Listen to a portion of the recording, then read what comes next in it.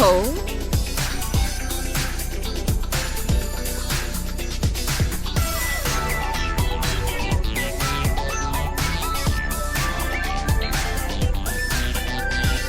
いいでしょう。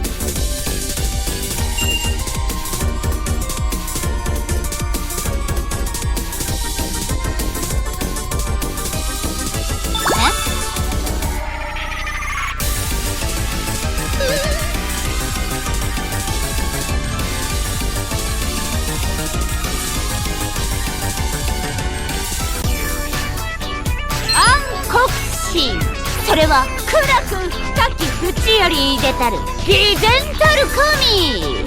天地解明の時にその名状しがたき。何よ、わかりづらい？そうね、要約すると暗い世界のすごく偉い存在ってとこかしら。おさばんのバイトリーダー？あら、うまいこと言うじゃない。ちゃうわー！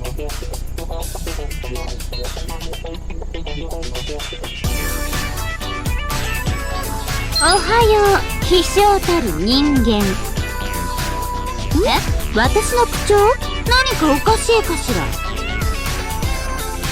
大行すぎる。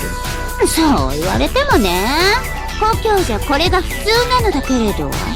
何よ、どこの田舎だ、それのいい加減な顔は。いい？こっちとら正真正銘魔界生まれの暗黒育ち。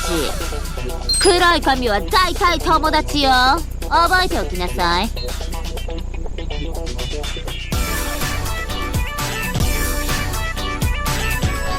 おはよう人間。